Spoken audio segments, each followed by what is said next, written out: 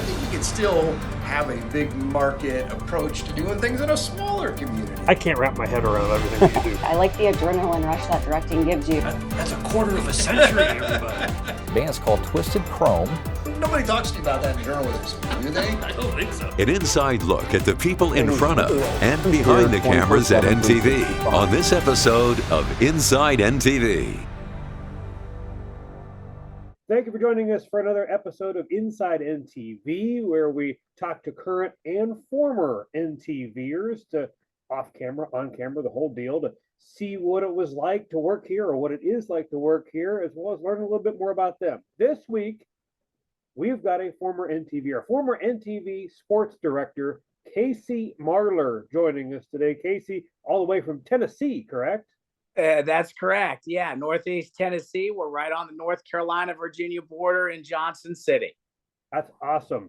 Can you remind the viewers out there what a time frame you were here at NTV?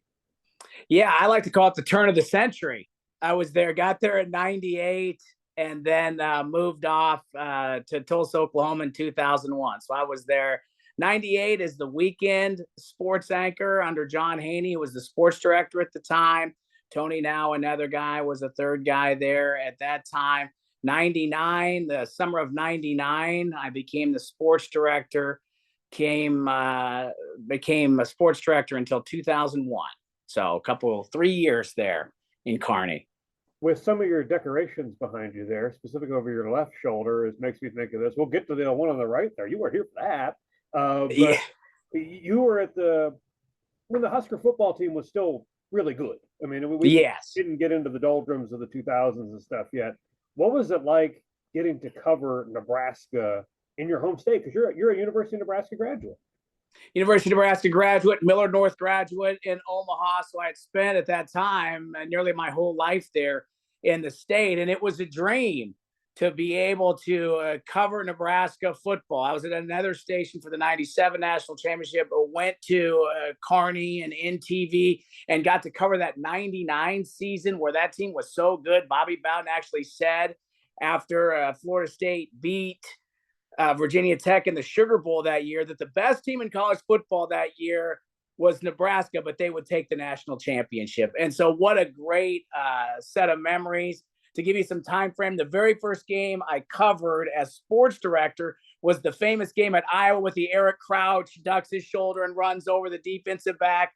That happened, 20 yards from sports photographer Kent Sorge and I. And so I watched that, and from there it just got better and better. Difficult loss at Texas, but revenge that loss at the Big 12 championship game. I'm losing track of my conferences, and then ultimately beat Tennessee. I like to say to my friends here in Tennessee, before I even got here, I already covered 2 Tennessee football games. I covered the Orange Bowl against Peyton Manning and the Fiesta Bowl that Nebraska won so handily there after the 99 season. So it was just a dream to cover those guys. Lauren Kaiser was from the area at the time. He was a high-profile player. Matt Davison, Eric Crouch, that group of people, we just got so close at that time. It was a little bit different where you could really make good connections with the players. And it was just a lot of fun. 2000 Notre Dame game, I was right there in Notre Dame Stadium next to the tunnel as a cheerleader, walked out and saw that big sea of red. And it kind of made an audible noise like, wow. So a lot of pride those years covering Nebraska football. And we did a lot of good stuff. We did a lot of big stuff. At that time, not all games were on television. So it was important to note we would kind of recognize if the game wasn't on TV, we'd have a little more manpower because that was the only way fans got highlights was through our sports department. And then 3, 4, 5 games out of the year would be nationally televised. Then it became the priority became on the post game and not as much on the highlights of the game because, by then everybody had seen it. So it was a little different then than it is now for sure. That's interesting. That's a nice look at how stuff changes because of how many TV channels there are and how much opportunity there is now in 2024 to watch games as opposed to what it would have been in 98, 99, and 2000. Yeah. It was, we were the access to a lot of folks. Give you a little bit of a brief memory on technology. when I got there, we had the 3/4-inch deck with the umbilical cords and the separate decks. And then we got beta, and then we went to the car, the smaller cameras, smaller cards. We had our first suitcase editor. And so the first football season, high school football season, that we had that suitcase editor, one of our photographers, who will remain nameless, was coming down the highway from Hastings, and it got pulled over, and the officer came out, and he had the suitcase editor in the passenger seat, and was trying to make insert edits on his way back, so he'd have the games ready on time. So the officer said in jest, we don't have anything for editing while driving. Just be careful. so yeah, great, man. We had a big time. We had the crew, Brian Groff, Kent Sorge, Phil Jean. We just had a lot of fun. One time, the news director was Mark Baumert at the time. We played golf at the Minden Country Club all summer long. And we would get back, Seth and Colleen were there at the time. And so they'd been working, and we'd be, talking about what we had to do that day. Well, one time we had to finish the round. We came in after 5 o'clock. The first hit was 5:45. There was 4 of us, and we just spread out into the different areas to get everything done by 5:45. Mark Baumert yells from the news director room, "On time is game time, right, boys?" As we clicked our way in our golf spikes into the sports office. Just a great memory that we still talk about today. All of us guys who social media still kind of tell stories from those days. That's a ton of fun. That is a different time. It was a different time for sure. Might be harder to pull that off now. I don't know. I think it'd be a lot harder. No doubt about that.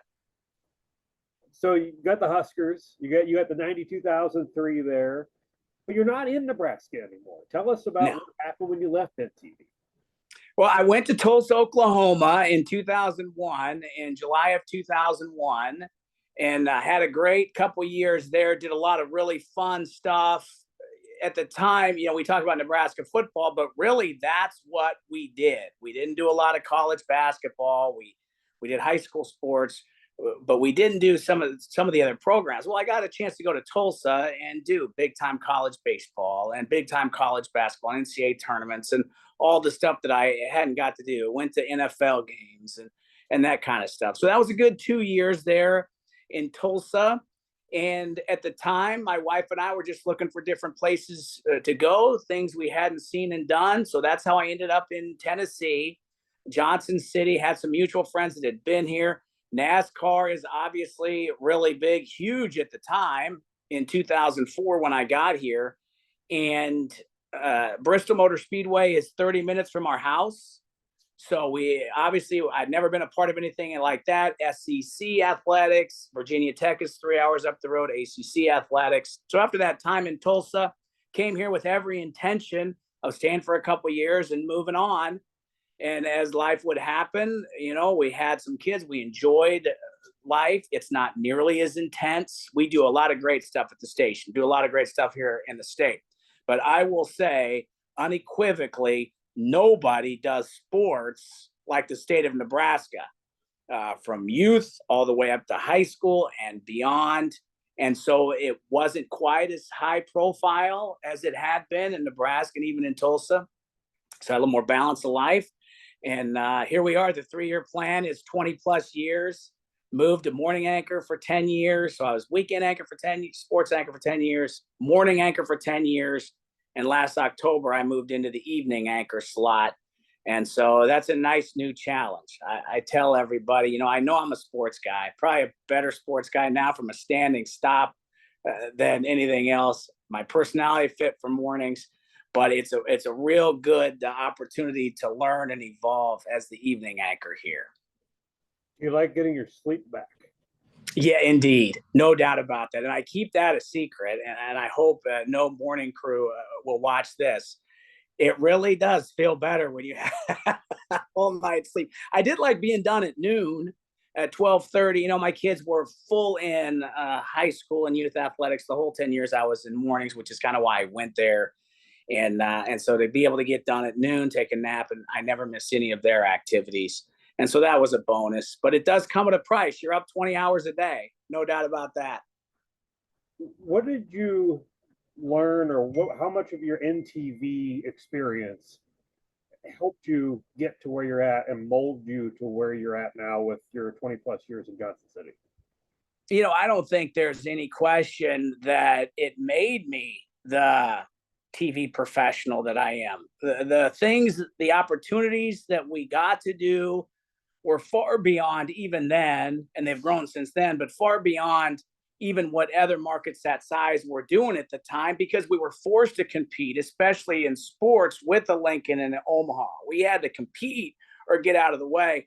And, so all of the opportunities that we got then have transferred throughout my whole career. Work ethic, time, all of those things that we dealt with on a daily basis, change in technology, all helped me through the whole 20 years. And we have a lot of young professionals here now. And I tell them, because I mean it honestly, that these are the best days of their career, because those were the best days of our career. If you ask all of us, I think, even those that are still there, I know Seth is retired, but when he and Colleen and I were there, we were just kind of getting started, and just great memories. And those sports guys that I mentioned, just the stuff is just ingrained in our minds, the good times, the hard times, because we had to figure it out. I think it smooths out as you go, but you don't realize that until you're getting towards the end. And I hold my time at NTV in the highest regard. I'll tell you another quick story. Just within the last week, our meteorologist here, our weekend meteorologist, mentioned to me that someone from his church here in Johnson City had come up to him and said, hey, he was from Kearney and his family had been there for years, and he remembered seeing me as a young professional in Kearney doing sports. And that made me feel good to know that, for good, bad, or indifferent. I didn't ask him to elaborate, but they did remember my time there. That's really cool. That's neat. And it also shows how small the world can get. Yes, no doubt. Church from Kearney in Johnson City, Tennessee. I mean, that's amazing. It was really fun. I hope someday I get to meet them, and there'll be that connection. But just knowing they're there, it's pretty cool. Quick question. This doesn't have anything to do with you, but does Johnson City, Tennessee, is there a lot of wagon wheel being played on the radio? Yes, there's a lot of wagon wheel, and you can kind of hear kind of a little rumble when it starts, and everybody gets ready for that. Johnson City, Tennessee. Absolutely can't go to a sporting event without hearing it at least once. No doubt about it. And pretend you're on the Visitors Bureau real quick, because I don't know a ton about Johnson City, Tennessee, other than what you just told me. What would be the selling point for somebody from Nebraska to be like, hey, I want to take a quick trip and have a little vacation down in Johnson City, Tennessee? Well, first of all, the people are very similar. That's the first thing my wife and I recognized 20 years ago. The mannerisms are the same, the wholesomeness, the community. It's beautiful here. We're right at the base of the Appalachian Mountains. We live in a town called Jonesboro, Tennessee, which is basically a suburb, for lack of a better term, of Johnson City. It is Tennessee's oldest town, the original capital. And so it's very historic. Where we know stuff in Nebraska as 1900 and plus, the schools here, the buildings here are 1780, just right after the Revolutionary War. So there's a lot of that history here. Weather's a little milder. Now, it's been 90 for the last 2 weeks, but that's, we don't get the severe weather at all. We don't get the severe weather in the wintertime. We don't get the severe weather in the summertime. We're an hour and a half from Dollywood. So it's just a really cool place. And I would, tell anybody, look it up and head this way, because it's just a nice place to visit. Kasey Marley, I appreciate your time. Thank you so much. In one word, how would you sum up Nebraska and NTV specifically? My home, the very essence of my being, great. That's awesome. Kasey, thank you so much. I appreciate it. I'll let you get back to the rest of your day. All right. Thank you very much. And, I know there's a lot of folks there from my time years ago. Tell them I say hello and I think about our good times often. Will do. Kasey, thank you so much. And thank you for watching another week's worth of Inside NTV.